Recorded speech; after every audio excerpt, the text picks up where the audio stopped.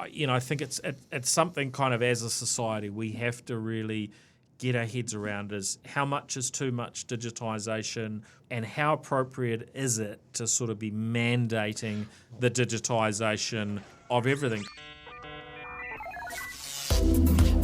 The New Zealand Tech Podcast, brought to you by Gorilla Technology, proactive and strategic IT. Hey folks, greetings and welcome along to the New Zealand Tech Podcast. I'm your host, Paul Spain, and great to have Bill Bennett back in the studio. How are you, Bill? I'm good, Paul. Should be in a sling, but I forgot it. Yeah, you've been in the wars a little bit. Thanks for making the effort to come out and join me in studio. Maybe a little reminder of where you fit into this big wide world of tech for new listeners. I'm a journalist. I work for newspapers. I'm a freelance journalist. I work for the newspapers. I do quite a lot of work for the Herald. And I've been writing about technology now since the early 1980s. If I'm not writing about technology, I'm writing about business. So I tend to focus more on the area where those two cross over. Yeah, it's good. And of course, folks can go to billbennett.co.nz to see some of the content that you put up outside of those media outlets from time to time as well, right? Yeah, it's mainly a weekly newsletter. A newsletter goes out every Friday now, and that's the main focus. But occasionally there's other things as well. Yeah, good.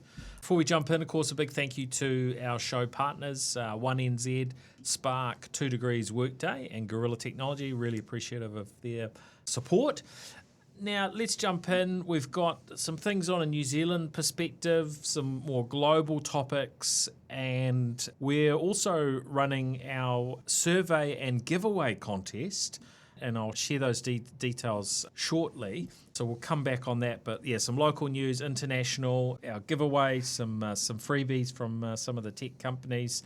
And also we're going to talk a little bit, being the time of year that it is, around some Christmas tech gifts. So some of the things we've been looking at this year that might be of interest and worth thinking about to give to somebody or maybe give to yourself, as often happens at this time of year.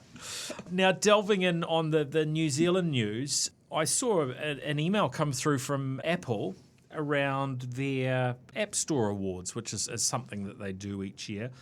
And I was kind of thinking, what's going to be in here? Didn't really expect, much of kind of relevance, particularly New Zealand perspective. But it turned out that in the list we have 2 New Zealand apps that got global recognition in Apple's App Store Awards for this year. And in fact, drilling in further, I think they were both from Christchurch. Yeah. So the first one I came across was photographer and filmmaker based out of Christchurch who's been getting this incredible immersive 3D content of travel experiences around the world, incredible scenery and locations. And wrapped that up in an app called Explore POV, and as part of that, he's been whisked off to Apple HQ and all the rest of it. And it was just like, wow, that was not something I would have expected. But there we go. 2 reasons I wouldn't expect it. First is Vision Pro's there's not exactly a lot of content for that product. And that's where it's been struggling. I mean, and that's with anything that's 3D, immersive, multiverse. It's no accident, by the way, that this week Facebook, or rather Meta, who changed the name to for the metaverse business, finally admitted that they've given up on the metaverse. So all that business is changing the name. If you like, I don't really like the term metaverse, but their sort of spatial, 3-dimensional, immersive product, Vision Pro. It's interesting that someone in New Zealand's done that, because I would imagine that you need quite a lot of resources. One of the problems with content for those devices is that it's actually very expensive to produce. It's why, for example, 3D movies never really took off, because it actually requires a lot of resources and a lot of work to put that extra dimension stuff in. So hats off to a company in Christchurch which actually had the technology to be able to put that together. Yeah, well, I think what I read from looking at his website, and maybe it was some other media sources as well, the Herald sort of have certainly reported on it, but I think it was I discovered it sort of when the after this email came through was, he's an individual. He's been traveling. He initially, I think, developed it himself, the initial app, and then got some help. But the big work has been very much around the content. But he's ended up with a camera that is specifically for getting 3D, so it's got the dual lens, so you're able to capture in 3D, which I think comes in around $50K. So this is not a small investment, and you probably need some processing power to put it together as well. And although the Macs these days are pretty good, with the M series chips. If you're on an M4 or an M5, based MacBook, you've actually got a reasonable amount of power to deal with these things. But obviously, a reflection of sort of the creativity that often sort of comes from Kiwis and. Throwing himself out there and building this app that I think that's the point. I think that's the point, Paul. Is that I think that despite everything, we're still a bit on the edge of the world in some ways, and it's the place where people are going to experiment with these things. So hats off to him. I'm actually really quite impressed by that. And the other winner, the fishing adventure, which is on an iPad, sold 2.5 million sales, which is very good, and obviously made a fair chunk of change for Apple in the process as well. Yeah, there was an article around, and James Hustler's got a website at jameshustler.com, but on there was a story around their app hitting 10,000 Vision Pro downloads and being featured by Apple, and this was May last year. We'll have no doubt picked up steam from there. But it's really interesting looking at his social media and looking at some of the content that he's put together, the different areas that he works on. So I think full credit to both Black Salt Games with Dredge for their iPad Game of the Year, and incredible to see that level of pick up the 2.5 million sales. And the other thing is, of course, is that we should probably just mention is that how the App Store, for all the people that are critical of it, one thing it does do is it enables the smaller players to get in front of an audience, which in the past it would have been really hard to launch those games into the stores around the world and so on. So it's actually something where it puts us, more on a level playing field. Yeah, look, I mean, we like to beat up the big tech companies for taking their slice on these sorts of things, but there's definitely a bunch of positives, and I guess we have seen the world change a little bit where in more ways now you can get apps, especially if you're in Europe, and most people appear to be sort of sticking to the mainstream app stores, and there's definitely some benefits there. Also on the New Zealand front, we've moved into this world of open banking. That's now I guess we've hit the date this month, and that's now officially mandated in New Zealand. And I guess we've been through different eras of, say, telecommunications, where it ultimately got mandated that there had to be number portability, and it used to be if you had your 025 number and then and so on, or your 021 number, those numbers that would tell you what network you're on, and you couldn't move your number around. You wanted to change network, you had to change your phone number, right? It's regulating for competition, which is basically what part of the Commerce Commission's job, in fact, and it needed to happen because just as the two big mobile companies dragged their feet over mobile termination rates, 15 years ago now, 10 years ago, the big banks have been dragging their feet on open banking. It's going to open up competition for them if it comes in. And that's exactly what's happened in the UK. The UK moved to open banking, I was going to say a decade ago, but it's not quite that long ago. It's about 8 years ago. And what happened was instantly there were things like apps would appear so that all your different accounts could appear on the one app, and you could do transactions. And you didn't have the same big banks clipping the ticket every time you did a transaction. It was, the ticket clip was smaller and so on. And it's been relatively successful. It's not perhaps used quite as much as people might have expected, but it's still very popular, and it has changed things quite significantly in the UK. I think it's going to happen here quite fast. I think it'll probably happen here faster because it's happened there already. That we've learnt some lessons from what happened there. And there's been a bit of momentum here. A bunch of companies that have sort of been working in the area that have been anticipating this legislation becoming active. And of course, there are examples out of the UK. Monzo was probably the big neobank that has become very, very well known now. Out of the UK was kind of the first cab off the rank. We've had a bunch of these newer digital entities that are not quite banks yet, the likes of Emerge and so on across the show over recent years. And with this legislation now being in place, I think we will see some really interesting innovations come through.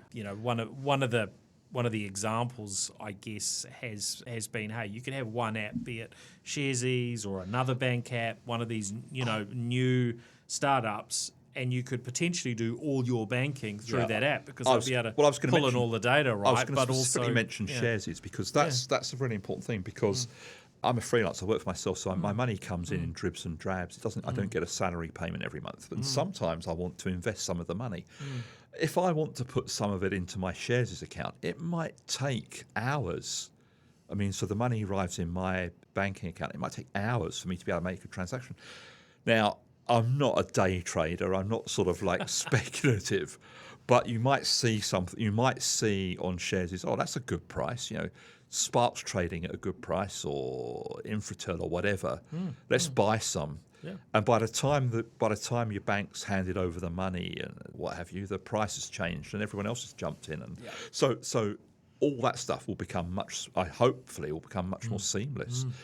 And that's where I think the power of it is that it enables you to move money between the different, your different pots of money. They don't have to live in like silos anymore. And so for things like investing, it becomes, just a lot more convenient and easy to do.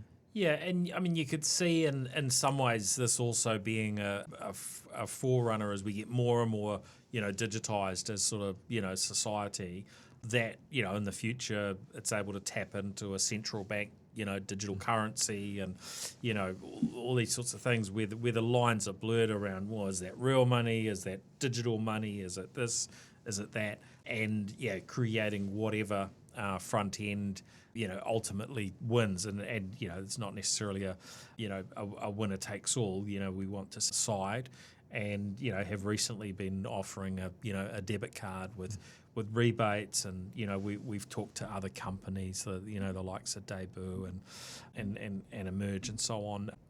So it's going to be really fascinating to see how all that comes together when you can effectively kind of completely control your bank. You can get access on a data perspective, but also via APIs. One of the other things that right? I think was I was talking to someone about this in the UK not so long ago, and they were saying one of the things that's really important is if you think back to when Xero started, there was a thing called Xero Personal, which meant you could manage all your personal money finances in one place. Yep. There's nothing like that anymore. Not from Xero. No, not from Xero. But there are things like that from Smith, I think, is one of the competitors. And things like Intuit have something like that as well. But the thing is, in the UK, that service is now done by one of your finance companies that you deal with. So your bank might, for example, offer that service. So if you're banking with some UK banks, you might have your shares and your other investments drawn into just one central place where you can manage everything.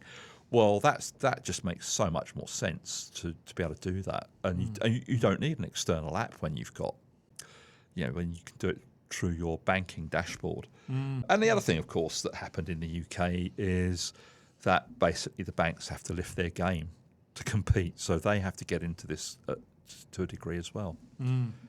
The other area that's had some attention to do with the open banking has been to do with API fees, and there's been a chunk of debate around this, And yeah, it's kind of, fascinating to catch sort of the different sides of the debate. On one side, you've got the banks who are saying, look, it's reasonable. We should be able to, charge something for accessing our APIs. I think Xero recently have started charging software developers who use their APIs and build apps that tap into Xero in a new way. Or they've recently announced a new fee structure.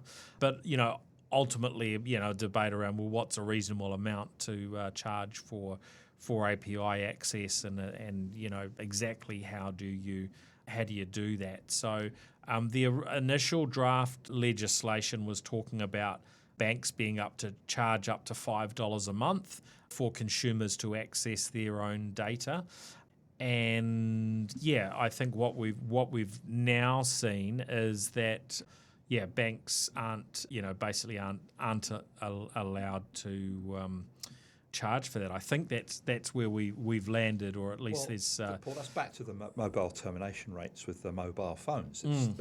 When that changed, when that was regulated, which in effect the regulation stopped them. I mean, it didn't. It reduced them to tiny amounts, but that changed the mobile market dramatically. And after that happened, we started getting all those more innovative plans, the things like all-you-can-eat plans and so on. It meant that 2 Degrees was able to grow and compete, and the market and prices literally dropped overnight. Within like a year or so of that happening, the price of using a mobile phone came down. Same thing should happen in banking, right? Banking is quite expensive in New Zealand.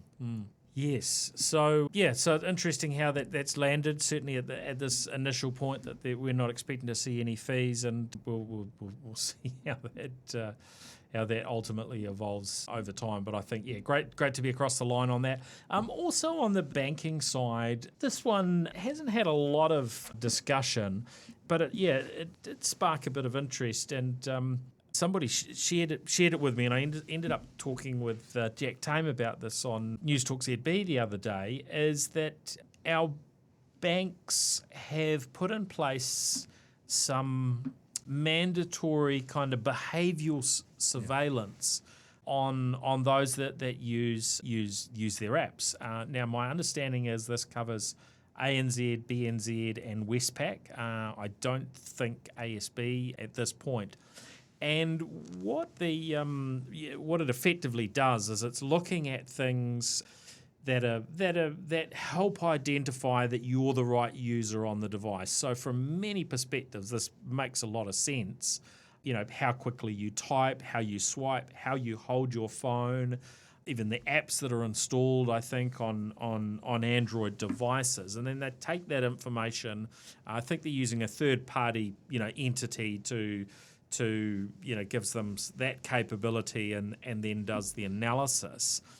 But the flip side to the reality that this might help identify, hey, the person using this device or that's installed the app and logged in as, say, Paul or Bill, their behaviour is not what we would normally expect, and so you might be able to stop some fraud. But then other people are saying, well, if this is kind of a form of behavioural biometrics and that ends up in a cloud somewhere, then that can get lost. Yeah. And so there's kind of two sides to this picture, whether that's actually an appropriate thing for banks to do or not. It sounds a bit like fingerprinting, doesn't it? Yeah. In some ways. Yeah. And I thought where you were going with that was, you're acting a bit slow making that transaction. That's because you're on the fourth pint of beer or whatever. Yeah. and you're not going to have any more because we decided you can't. I thought. It won't let you do the transaction. Yeah. But look, I think we do need to make sure there are safeguards around how that data is used, and we do need safeguards about where that data is stored and so on. I mean, I wouldn't be too uncomfortable if the banks are all Australian owned. I wouldn't be too uncomfortable if the data was being stored in Australia. I would be quite concerned if it was being stored in America somewhere or Belarus. Yeah, well, I think what we've learned in the past is that you want to keep sort of biometric data as close as possible. Yeah. Like, I'm really comfortable about having my biometrics stored, encrypted on a chip and, on my phone, but it never going to the cloud. And look, I could be proven wrong at some point, and hackers may work out some way to compromise that. But it seems at the lower risk end. But when you take sort of biometric or similar type of data and you put it in the cloud, well, at some stage that's probably going to get hacked in some form, or certainly there's a reasonable risk of that, and we've seen it happen in the past. There's been episodes that with voice recognition, recognizing your voice and so on. So there are some concerns. So I think this is an interesting one to follow. When I researched it, what I noticed was Westpac were up front around coming out with this or utilising this type of capability about 2 years ago. So it's not actually new, but it has been picked up recently. So interested if listeners have got thoughts to share on this sort of topic, because I kind of look at it from both perspectives. Well, it keeps us safer. I think that the reason why it's maybe getting attention now is maybe either banks have had the capability and not fully turned it on, or they've ratcheted it up, or we've got new banks that have entered with it. And part of that being is there's now this need for banks to repay customers in certain fraud situations. Yeah. So they're looking at, well, okay, how do we dial down the risk, right? Yeah. Okay, so that's us from a New Zealand perspective. A couple of things on the international, and this one crosses very much into New Zealand as well. The supply of memory, the supply of RAM for our computers. This has become a challenge with just how much need for, well, it's not just RAM, but RAM and processors and computing power is being taken up by AI data centers. And we've now got to a point where RAM prices, I mean, this has been coming up over probably, a period of months, but now it's kind of got to the point where probably in the last couple of weeks where it just seems to be sort of... It's hit a tipping point. Really going crazy, these memory prices, sometimes, 3 times the normal price. Here's the thing, Paul. The thing about AI, which is, for a long time, we've heard stories about how the AI requires processing power, lots of processing power, but it probably, if anything, memory requirement is even greater. And the fact the way that it uses memory is very memory intensive applications, and basically they've sucked up the world's supply of memory into those companies. And just as there's fears about we need to build new power stations, we need to develop new sources of fresh water and so on to fuel the AI boom, we're going to be paying a lot more for our computers and everything because of the AI boom sucking up all the memory chips in the world. And, the appetite for this is insatiable. At some point, that has to stop. At some point, I mean, we've heard lots of talk about the fact there's an AI bubble, and it seems pretty obvious there's some kind of bubble going on. And I've seen these trends, these bubble-like trends in the industry over the years come and go. I mean, I've been writing about technology for 40 years, and I've definitely seen 3 or 4 similar bubbles happening in the same way. Yep. And they burst eventually. But here's the thing that I've learned over these various surges of activity like AI at the moment is, generally speaking, only 1, 2, 3, at most 4 companies end up making all the money or the lion's share of the money. So if you think, for example, of the mobile phone sector, there's pretty much 2 companies that make all the money from mobile phones. I mean, there are some smaller ones, but basically it's Apple and Samsung, and it's clear blue sky between them and the rest in terms of making profit. Cloud's the same. There's 3 companies that dominate cloud. I think between Amazon, Microsoft, and Google, that's 67% of the world's cloud. And what happens is once we go past a certain threshold, it just collapses into this small number of companies. So I'm saying here today, this is my sort of prediction of the moment, is that at some point the AI sector is going to collapse into a small number of companies that will have all of it, or not necessarily 100% of it, but but like the 3 big cloud companies are now 2/3 of the world, the entire world's supply of cloud computing. And same thing's going to happen with AI, that it's going to collapse into 3, maybe there'll be a fourth one, but there won't be lots and lots of AI companies. If you look at the market today, there's probably about 12 companies that are shooting for one of those positions. Well, they're not all going to make it. And when that happens, suddenly it's probably going to happen in, when I say sudden, I don't mean it's going to happen on Monday and it's all happened by the end of the week, but it's going to happen very, very quickly, over the course of, say, a year or so, that it'll consolidate very fast. And suddenly there'll be all the RAM you need, because there's only, so many companies still buying it. And a lot of that investment which has gone into those other companies, that will get snapped up by the surviving players anyway. So I think it's very temporary, and I think it's a sign. I think it's actually yet another indicator that there's something's probably going to snap quite soon. Yeah, I'm really fascinated to watch how it plays out, because other people are saying, this is going on for years.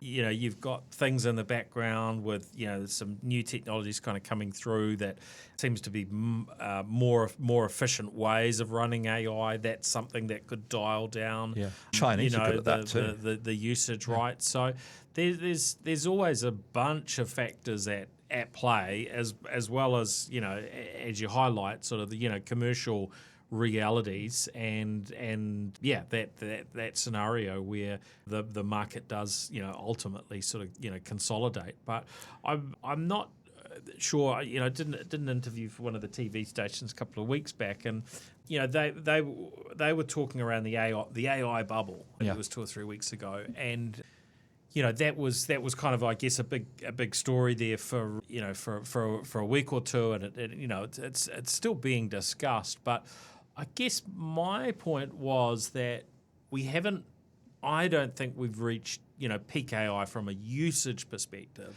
because there's a lot of scenarios sort of still ahead, and so therefore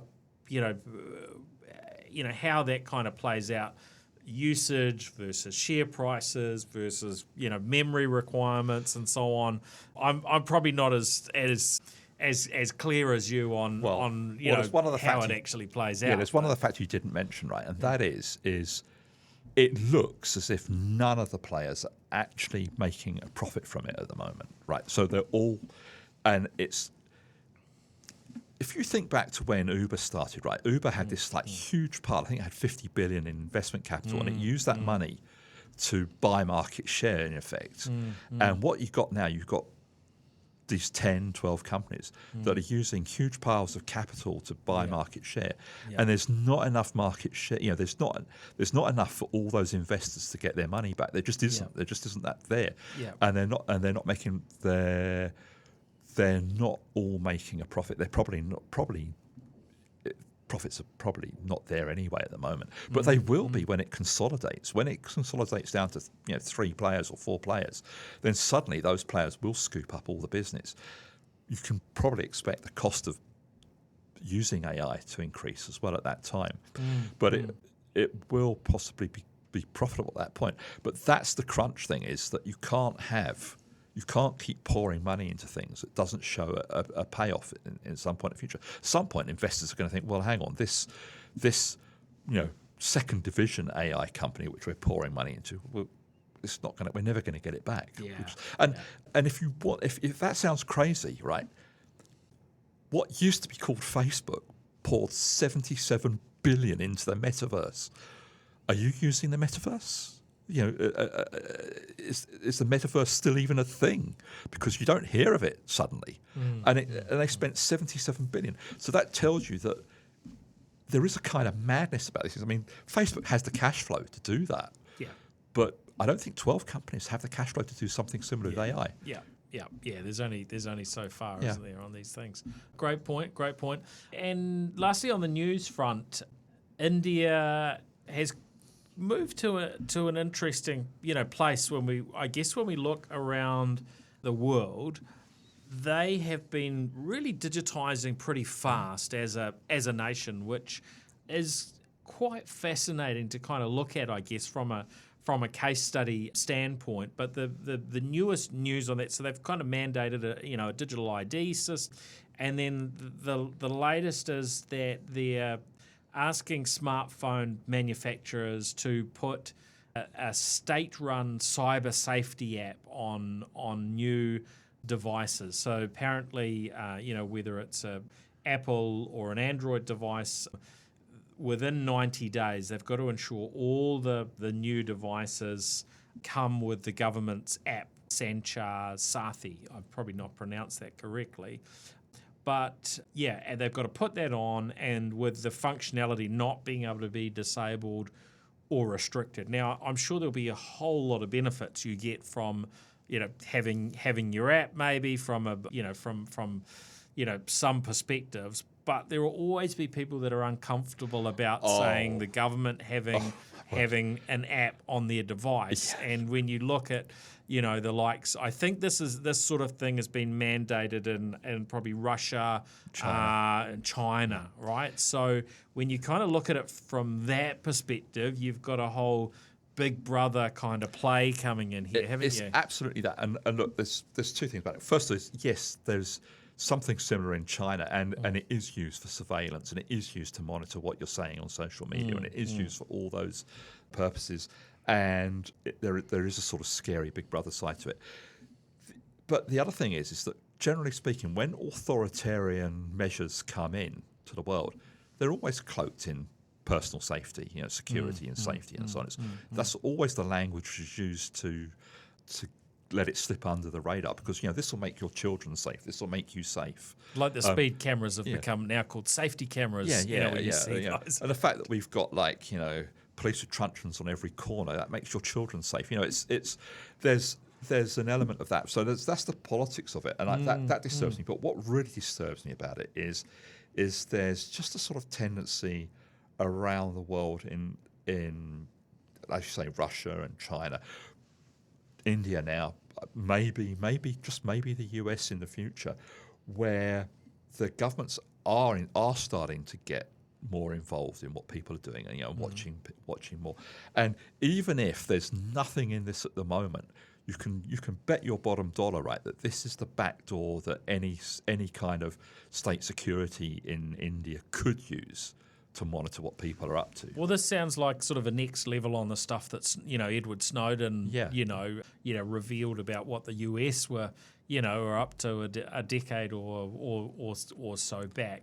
I see the BBC's reporting on it highlights, they make the statement, under the app's privacy policy, it can make and manage phone calls, send messages, access call and message logs, photos and files, as well as the phone's camera. And then they had a statement from Internet Freedom Foundation, whose comment was, in plain term, this converts every smartphone sold in India into a vessel for state-mandated software that the user cannot meaningfully refuse, control, or remove. So, yeah, I mean, it does seem like a pretty big deal, but it is part of this kind of broader digitization of everything. Yeah. And I think it's something kind of as a society we have to really get our heads around is how much is too much digitization, and how appropriate is it to sort of be mandating the digitization of everything? Because even in India, there are people that don't have access to a digital ID, or don't have access to a phone, or don't want to use a phone, or et cetera, et cetera. Well, I'm just going to put another idea out there, right? And that is that China is relatively homogenous as a culture and as a nation, right? Russia is relatively homogenous. The people all speak Russian and so on. India's got like 100 and something languages. It's got different religions, different ethnicities, and so on. And the various what some of those groups are going to be worried about is that it's all controlled by whoever is is in charge, and that it's probably not good if you're in one of those minorities there. Yeah, it's an interesting point.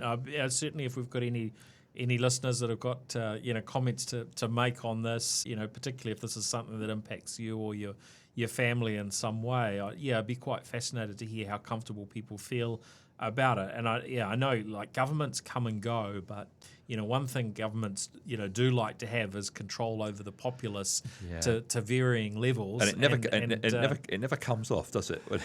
Those speed cameras never came out when the next government came into New Zealand, for example. It usually increases rather than disappearing. Yeah. So it is fascinating. I think some people see this as kind of something where there's there's never any turning back of the clock, which, as you highlight, is usually the case, and maybe see this kind of as something that is extremely dangerous. Now, I guess, my hope is where we see these sort of technologies implemented, we work out, well, what are the right ways to do it? And that might be you make it optional rather than mandating it. It might be that you ensure that there are ways that people can operate without it, because it's very easy to say, oh, well, this is entirely optional, as the UK did with their digital IDs. They said they're entirely optional, and then very soon thereafter it was, but if you own a business, then you need to use the government digital ID. And opting out becomes harder and harder and harder. Yeah. And look, here's the thing. In New Zealand, we quite often talk about the digital divide, about how there's people that don't have access to,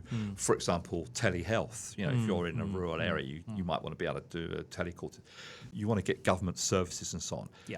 At some point, they're going to At some point, a government like the Indian government might mandate that everyone has a phone as well as this app. It's not an impossibility that you need to have this before you can function in society. Yeah. You might not be able to you may not be able to do banking without a phone and this app, for example. So it's kind of disturbing, and I don't know enough about Indian politics to know where that sort of goes from here. But I get the impression that it's. I know that India is the world's largest democracy, for example, but I don't know. I think they've got a quite hard-man government at the moment. So that's my understanding. And look, even if this sort of thing were to come in New Zealand, we've always been pretty well. I wouldn't say everybody's always happy with the government. We're never happy with the government, but it's not like we've been at sort of the extremes of some countries. But I think we're relatively freewheeling. There's a level of, well, we do need to we even need to balance these sorts of things and create an environment where people have choice. And I've heard from people that are totally freaked out by digital ID, by central bank digital currencies. And this exact sort of thing. Now, Paul, do you remember the vaccine pass? Yeah. Well, that's right. During COVID, there were different people in different camps, and as society, we need to be able to have room to kind of accommodate for different people having different comfort levels with varying things, and that we create an environment that's kind of good for all. And sometimes surveillance can maybe be too much, and sometimes the use of tech can be too much. Now I'm pretty undecided on a lot of these topics as to what the right way about them is. I think probably things like digital ID and these other topics, things I've mentioned, we're probably going to get all of these technologies because there's a lot of sense to doing so. But it's more pressure around how do we navigate them so that you land in a place that you get the maximum of the good benefits, and you minimise the sort of things that would freak people out from a surveillance type of perspective. Well, I think it's probably. I think the news from India is basically it's a call to at least start thinking about what we want. From that aspect of our society. Yeah. All right. We'll pick this up again, I'm sure, of future things. But yeah, it certainly that was really interesting to see India make that move. I think that they are probably at the, an end of things, which is going to be really interesting to watch from a distance, because of the scale of the population, because their government probably is a little bit edgier than most because they're doing it and we're not at this point, so we can learn some things. And they do. There's a lot of minorities in India. I know that much. All right, that's through the news. Now, wanted to tap into a couple of other topics, some of the gadgets we've been looking at recently. This time of year, we've been prepping a kind of a Christmas sort of tech gifts guide that will be up on the NZ Tech Podcast website at nztechpodcast.com/Christmas, I believe. So that will be kind of some sort of, I guess, my list of kind of recommended things to consider when you're looking at tech gifts, whether that's for yourself or for others. And so we'll chat around some of those. The other thing, as part of that, has been looking at some of the newer gadgets and thinking, well, are they relevant to be part of this tech gifts list? And some of the other things are I guess things that I've been using this year, and think, hey, that's definitely something to recommend. On the newest gadgets, earlier on in the year, we had a little bit of a look at some of Motorola's newer smartphones. They've come through and done a refresh over recent months, so wanted to have a look at sort of the Razr 60.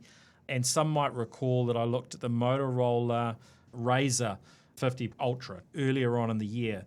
Now, this is quite interesting to just to get my head around, because I hadn't really delved into what Motorola were doing on their handsets in current times. And what it seems is each year they're launching two of these foldable phones, although we've just got the one launched in New Zealand officially. So last year they had the Motorola Razr 50 and the Motorola Razr 50 Ultra. Now, what they appear to have largely done, if you want to simplify it, is, now we've got the newest editions out, and the difference between the last one, the Razr 50 Ultra, and the new Razr 60 is virtually nothing. Yeah. So what was a $2,000 phone called the Razr 50 Ultra earlier on in the year and last year, there's a few adjustments, but it looks pretty small, has now become this year's Motorola Razr 60, and and a third of the price basically knocked off as a new model. And then if you want the top features, they've got a Motorola Razr 60 Ultra, which at this point they haven't launched into the New Zealand market. So that was just me getting my head around how they work. Yeah, like I said earlier about how the mobile phone market is really two companies. There's a third one. Oppo is probably the other significant player. After those companies, no one's really making a lot of money. I mean, and I doubt that Motorola is actually part of Lenovo as well. So it's worth mentioning. The golden age of mobile phone innovation and competition has passed, right? I'm not saying they're rubbish or anything. I'm just saying that the golden age is over. Modern phones are great in lots of ways, and they're better than the old ones, and so on. But what you don't get these days is you don't really get anything sort of exciting coming from left field, And some of the exciting things that came from left field in the past were pretty daft and didn't really work out. I mean, do you remember there was the modular phones, for example, for a bit? And so on. It just that kind of stage is behind us, and I suppose where I'm going with this is it's hard to know what Motorola's game is really, because it's not going to be a particularly profitable business for them. I mean, I'm not saying they can't make a profit, but it's not going to be particularly profitable. So what are they doing? Are they hoping that to carve out some niche in the market and perhaps increase their share over the years against the Apples and the Samsungs and the Oppos? I don't know. It's a hard one to figure out what they're actually what they're about, what they're actually up to. Well, I mean, I guess for me, I think it's really important that we end up with with competition in a market. And Motorola, obviously a brand that's been around for a long time, as you say, now part of Lenovo. So they've got that that Chinese ownership and R&D and so on. the hardware they're releasing is really nice. And I mentioned there were three. There's the other two I looked at are the Motorola Edge 60 Fusion, which is a kind of a higher mid-tier phone, retailing around $700. Really nice design. It's kind of got the curved edges that the top end Samsung's used to have, and then they've got their Edge 60 Pro, which I guess is designed to compete against the S series from Samsung. Now I think how much are they, Paul? That's about $1,300 as the retail price. So Motorola prices top out about $1,300. Well, if you're looking at their Razr 60, that's about $1,200. Yeah. But the 50 Pro, and I guess if they do launch the 50 Ultra, and if they were to launch the 60 Ultra here, that would be at that sort of $2,000 price point. But that they don't seem to have continued at those price points in this market, which makes sense to me. So that's what appears to be happening, isn't it? They're coming down the market in terms of the price. Yeah. And then they've got they've got other lower end models. So I think what they do is they give a bit of competition, some other options in the market. The hardware, I think you're arguably getting better bang for your buck than you would be with a Samsung. The big concern that I have, and maybe this is a market sort of scale thing, is they're behind on software updates. Yeah. And to me, if you're not delivering, consistent, fast software updates, as well as committing to a longevity of software updates, then that really dents my confidence in the brand. And the other thing I think is that if you're spending $2,000 on a phone, right, you know exactly where you are with a Samsung or an Apple. You know precisely what you're going to get. You've had it before. You've been there. You had it before. They're asking for quite a leap of faith to go and spend $2,000 on a phone from a brand which you may have distant memory of. Yeah. But that's asking people to take quite a leap of faith, and I think Oppo operate in that space really well. They're brave and they're successful at it. I don't think there's room for another player to do that. I just don't. And I'm quite conscious that I think it may have been with you on the podcast. We talked a few years ago about the Nokia phones. Do you remember there was a wave of Nokia phones coming back into market? Yeah. They came, they were around for a little bit, and they just faded away again. I think I could be wrong. There could be a market waiting for Motorola phones, but I can't see it. Interesting. Yeah. Well, I certainly hope that I like the competition. By the way, these other brands can keep competing. Yeah, no, I think we need that. And keep winning market share. But my concern would be without that commitment to the software updates that we're seeing Samsung deliver on from a security updates perspective, as well as a actual Android new versions commitment and a pace to the ones that they do commit to. Your device, 2 or 3 years down the track, whether you hand it on to someone else or you like to use it for sort of 5 to 7 years. You basically it gets to a point where it's going to be insecure. It's going to be missing out on those, and that's going to happen quite versions. Quickly, I would imagine. So that's the challenge. I look. My feeling is that if you're going to be an effective competitor in the phone market, you need to have something fresh, something new that is the other. And I think phones have evolved between the folding phones and the models like the high-end Apples and so on. Yeah. They've kind of evolved to their end point. There's not really another iteration of evolution from there. So it needs something radical to come from left field. I think if you had something radical coming from left field, you might just get away with it. But they're a bit Me Too-ish, Interesting. Yeah. Yep. No, I hear what you're saying. All right. Well, for those that are kind of curious around the Motorola, we are giving away a Motorola Edge 60 Fusion with our listener survey. So we've got a bunch of prizes in there, which you can find if you go to nztechpodcast.com/survey. I may have mentioned this previously, but most listeners don't get around to entering. So it's one of those draws. You've got a much better chance of winning something than you have with Lotto. So, and it helps us if you fill out the survey and share some feedback, on your listening experience and any advice as we think about changes for NZ Tech Podcast for the year ahead. And you'll find all those details up there at nztechpodcast.com/survey. And there's also some other gadgets in the mix as well.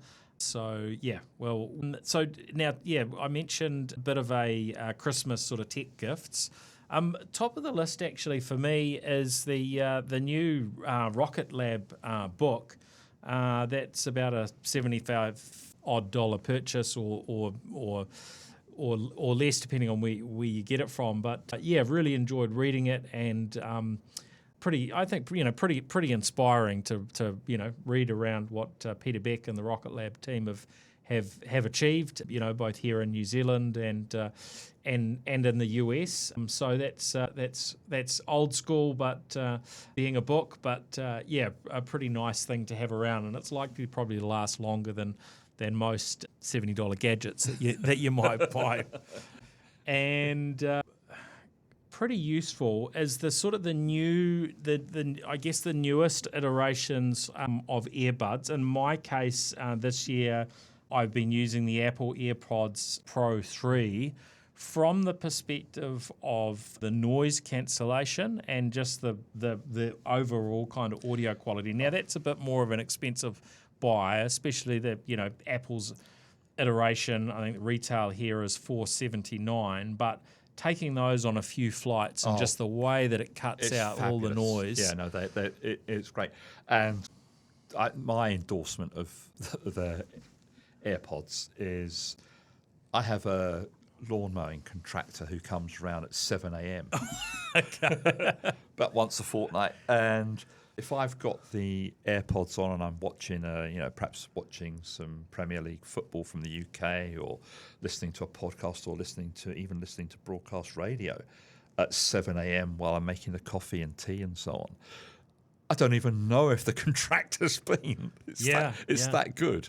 Yeah, and I've noticed that in similar sort of scenarios on a flight, etc. Yeah. There's the one scenario where you've just got them in and they're doing the noise cancelling, they bring down the kind of the noise. But if you hit play or you watch something, whatever, you're listening or watching something, then that plus the cancellation bit means you've got no idea about whatever the annoying sound is. My last long distance flight, I slept for about 8 hours because of having the noise cancelling. Right, you just have to run a bit of gaffer tape around your head to keep them in your ears. But actually, I do find that they stay in pretty well. Now you've got the different size tips. The secret for AirPods is to make sure you get the right fitting. You actually have to work at that. It definitely makes a difference, and I know they've got 4 size ear tip things that you put on them to make so you can get the ones that sort of fit the best. And also, but the other thing I found is over time they might get a bit loose, so you might want to change the size after if you've been using them for say 9 months or so. Okay, good tip. We will talk through some of the other gadgets that I've been looking through recently, and we'll recommend. We won't squeeze that in today, but been looking at some of the newest smart lights from Philips Hue, and been having a look at Dyson's PencilVac, so the sort of miniaturization of the vacuum cleaner. Actually, I'll give that one a mention because that we've been playing around with that over the last 24 hours since that arrived. And when I saw it, I thought, well, why? The Dyson vacuums are already sort of small as it is. Why would you want something smaller? But this thing, it sort of feels like it. I don't know. It floats when you kind of push it around the floor. I'm not. I guess it's to do with the rollers spinning and whatnot. But it's very cool. But it's also $1,049. So this is kind of where it's like, okay, that's amazing miniaturization that they've squeezed a tiny motor basically inside the the rod of the vacuum cleaner, which is, I guess, why they call it the PencilVac. And the batteries in as well is quite impressive. Yeah, it all squeezes in there. It's got a really nice stand. You actually link it up to your phone. I think that so it can send you reminders if you don't empty it, because being that slim, there's not a lot of storage, and their recommendation is you empty it after each use. Or you get the state-owned phone app.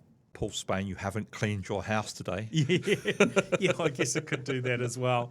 The sort of different commentary I've seen on it is, hey, because a couple of things. It's designed for hard floors. I've tried it around the office on the carpet tiles. It works totally fine on those. But it has got less suction than what Dyson are known for. So, I'm not sure for most people that, this would be a replacement, like their other vacuum, their cordless ones are a replacement for, generally any other vacuum cleaner, unless you've got a robot vacuum cleaner. It seems like the sweet spot for this is maybe those that have got a robotic vacuum cleaner doing most of the cleaning, and they want something for the other bits and pieces. We've got a robot, a stick, and a conventional one. Right, okay. There you go. We bought them at different times. Yeah.